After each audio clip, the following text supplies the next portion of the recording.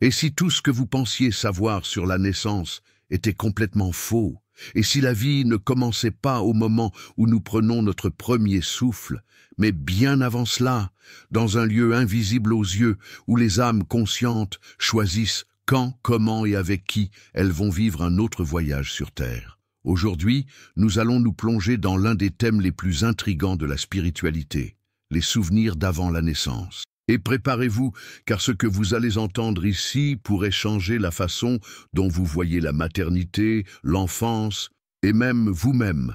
Dans plusieurs parties du monde, des parents rapportent des moments étranges et profondément émouvants avec leurs jeunes enfants.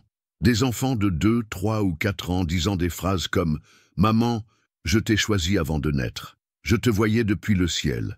Tu pleurais et je voulais venir vite pour t'aider. » Ces phrases, prononcées avec la pureté de ceux qui ont à peine appris à parler, portent un poids spirituel énorme. Serait-il possible que l'âme, encore dans le plan spirituel, choisisse ses propres parents avant l'incarnation? C'est exactement ce que défend la doctrine spirit, et les témoignages continuent de se multiplier. Maintenant, parlons franchement. Toute mère ou père a déjà vécu ce moment de chaos domestique. Jouets éparpillés, cris, crises de colère et la patience à bout. L'enfant insiste, fait du désordre, pleure et au milieu de la confusion, lâche cette phrase dramatique que presque tout le monde a déjà entendue. « Je n'ai même pas demandé à naître ».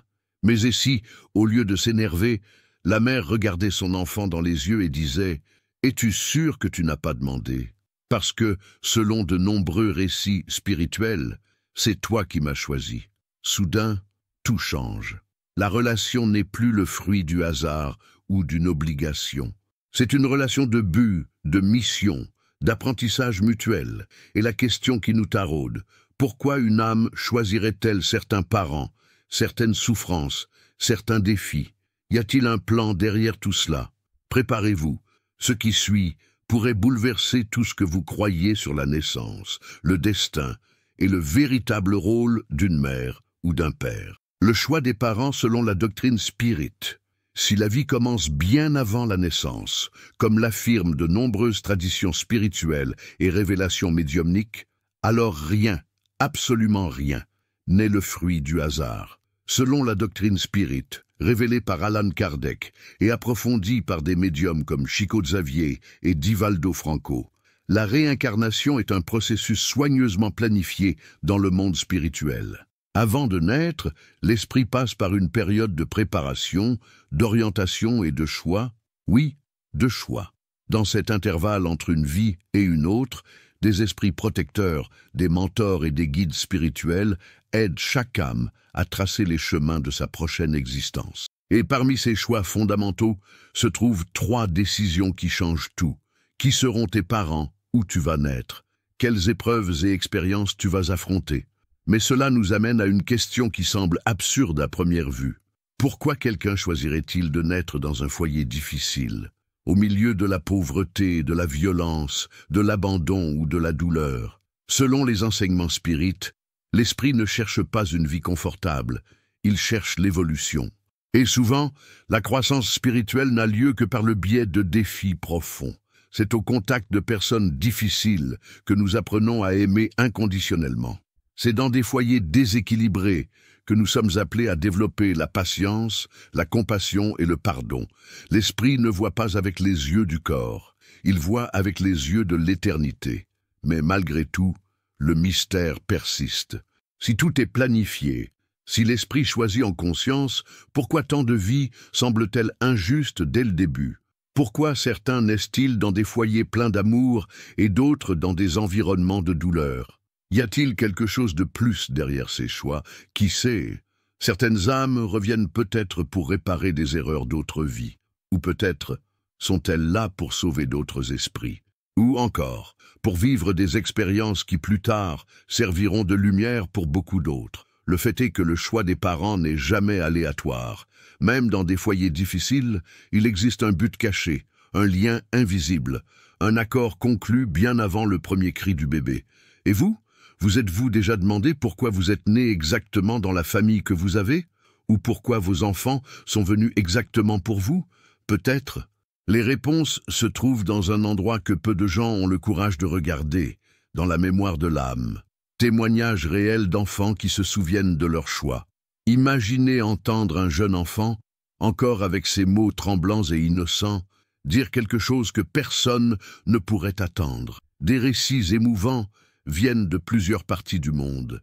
Des enfants qui affirment avoir des souvenirs très clairs de ce qui s'est passé avant leur naissance. Comme ce témoignage d'une petite fille qui a dit à sa mère « Je te voyais du ciel avant de naître, j'attendais le moment de venir t'aider », ou ce garçon qui a révélé « Je t'ai choisi parce que j'avais besoin d'apprendre avec toi ». Ces mots sont bien plus que de simples phrases enfantines. Ce sont des fenêtres sur un mystère qui défie la logique de notre vie physique. Il existe des cas surprenants de frères et sœurs qui, même séparés par des générations et des noms différents, se sont retrouvés dans la vie actuelle, et en discutant, se sont reconnus comme des âmes qui ont déjà vécu ensemble dans d'autres existences. Ces histoires sont plus que des coïncidences, ce sont des indices que l'âme garde une mémoire vivante, même avant le premier soupir. Mais voici le grand mystère. Comment ces enfants, qui n'avaient même pas la maîtrise de la parole, parviennent-ils à conserver des souvenirs d'un temps où ils n'existaient pas encore dans le monde physique? Serait-il possible que le voile de l'oubli, dont on parle tant, ne soit pas aussi absolu pour tout le monde? Ou peut-être que certaines âmes conservent des fragments conscients du plan spirituel pour une raison spéciale? Ces questions restent en suspens, sans réponse facile, provoquant notre esprit et notre cœur à chercher au-delà de ce que les yeux peuvent voir. Et vous, avez-vous déjà entendu un enfant dire quelque chose qui semblait bien au-delà de son âge, quelque chose qui ressemblait à un souvenir d'une autre vie? Préparez-vous, car le prochain sujet va nous emmener encore plus loin dans cet univers fascinant et mystérieux. Souvenir entre les vies, ce qui se passe dans le plan spirituel. Entre une vie et une autre, il y a un temps que peu de gens connaissent, mais qui est fondamental pour comprendre ce que nous sommes vraiment. Selon le Livre des Esprits d'Allan Kardec et le classique Notre demeure de Chico Xavier, lorsque l'esprit quitte le corps physique, il retourne au plan spirituel, un monde réel, plein d'apprentissage, d'émotions et de planification. Là-bas, les esprits ne sont pas seuls. Ils reçoivent l'orientation de mentors spirituels, des êtres plus évolués, qui aident à organiser les futures expériences de chaque âme. C'est dans cet espace de transition que se déroule le soi-disant planning de réincarnation, où sont définis la famille, les conditions et les défis qui seront affrontés dans la prochaine vie. Ces réunions préparatoires sont profondes et pleines de sens, un véritable conseil de génie spirituel qui évalue ce qui est nécessaire pour la croissance et l'évolution de chaque esprit. Mais voici le mystère qui rend quiconque perplexe. Et si certaines âmes ne commençaient pas vraiment de zéro? Et si elles revenaient simplement pour terminer ce qu'elles n'avaient pas achevé? Peut-être que cette difficulté que vous vivez aujourd'hui fait partie d'un chapitre qui a commencé il y a longtemps, dans une autre vie, un autre corps, un autre temps. Et peut-être que vous êtes ici, maintenant, pour accomplir une mission en suspens, pour apprendre quelque chose que seule cette expérience pourrait enseigner. Ce qui nous amène à réfléchir. Notre existence est un cycle infini d'apprentissage, d'épreuves et de retrouvailles.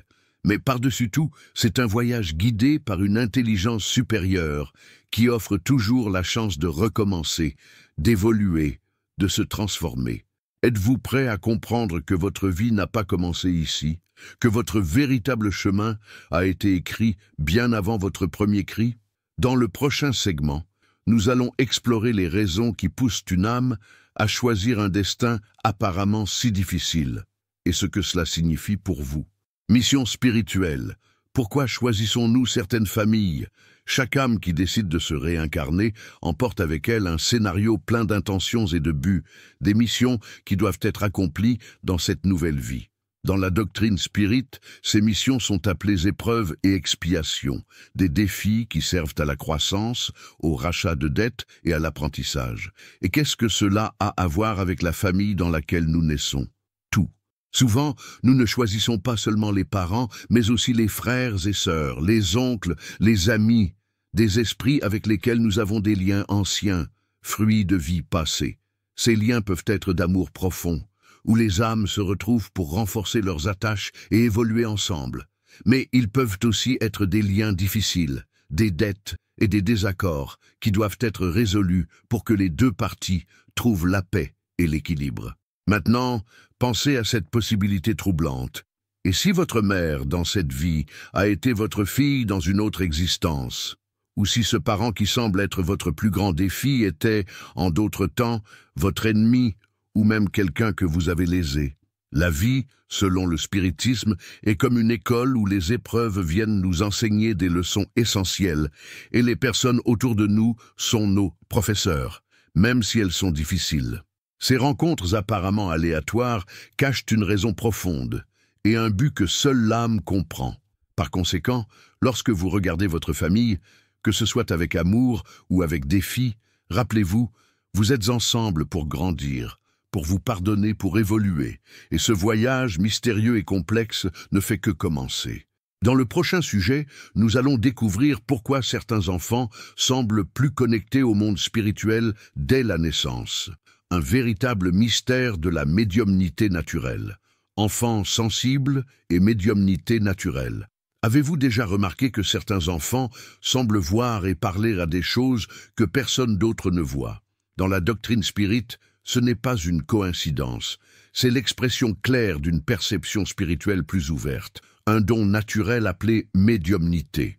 Dès leur plus jeune âge, ces enfants ont une connexion profonde avec le plan spirituel, ce qui pour beaucoup est un ami imaginaire.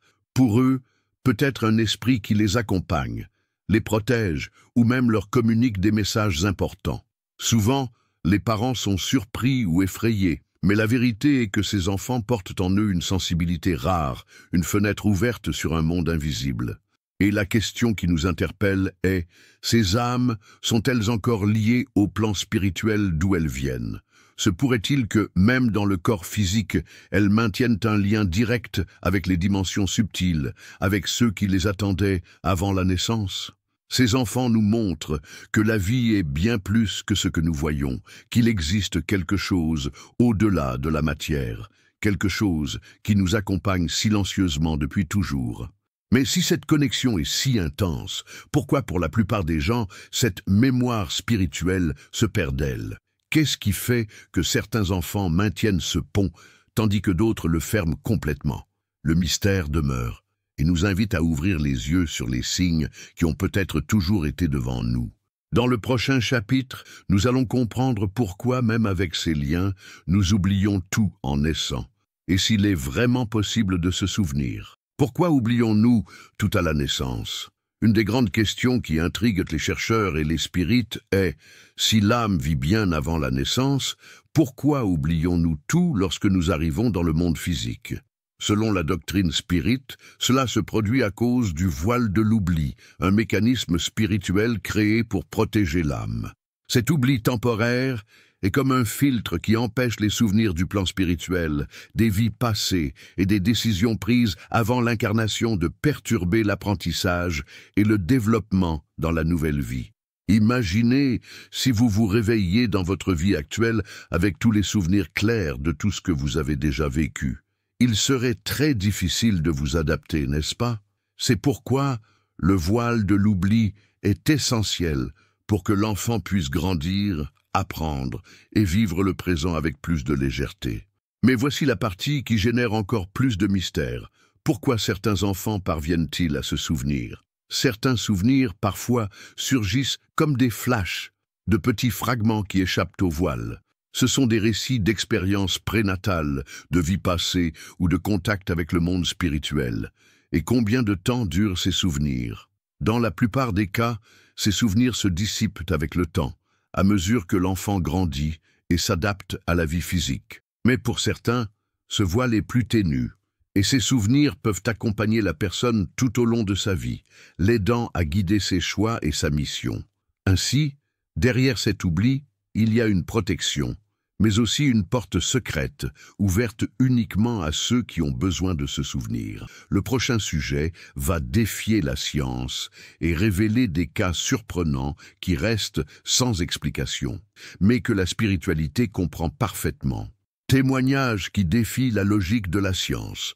Au cours des dernières décennies, d'innombrables récits sur les souvenirs de vie passée et les souvenirs de la période avant la naissance ont commencé à attirer l'attention de la science, en particulier dans des études menées par des psychiatres et des chercheurs dédiés à la compréhension du phénomène de la réincarnation.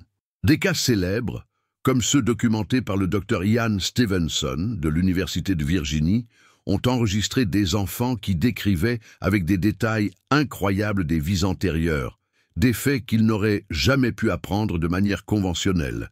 Ces histoires, même après des enquêtes rigoureuses, restent sans explication logique ou scientifique définitive. Ce sont des preuves qui semblent défier la vision matérialiste du monde, indiquant que l'âme peut réellement exister au-delà du corps physique. De plus, de nombreux récits d'enfants qui affirment avoir des souvenirs de l'avant-naissance ont été enregistrés et étudiés, montrant que ces souvenirs ne sont pas le fruit de l'imagination, mais des expériences authentiques et profondes. Mais la question qui demeure est, la science parviendra-t-elle un jour à prouver ce que l'esprit sait depuis longtemps? Les découvertes spirituelles, les expériences prénatales et les connexions de l'âme seront-elles enfin acceptées et comprises par la connaissance humaine? En attendant cette réponse, nous continuons de chercher, de questionner et de nous émerveiller du mystère de la vie. Parce qu'au bout du compte, peut-être que le plus grand enseignement est précisément celui-ci. Tout ce qui existe ne peut pas être vu ou expliqué, mais cela ne signifie pas que ce n'est pas réel. Maintenant, je veux que vous vous arrêtiez un instant et que vous réfléchissiez avec moi. Et vous, avez-vous aussi choisi tout cela avant de naître? Votre vie, avec tous ses défis, ses amours et ses rencontres, a-t-elle été soigneusement planifiée par votre âme, avant même votre premier soupir? Pensez aux personnes autour de vous, aux connexions inexplicables que vous ressentez, aux souvenirs qui semblent venir d'un autre temps. Avez-vous déjà entendu un enfant dire quelque chose qui n'avait pas de sens?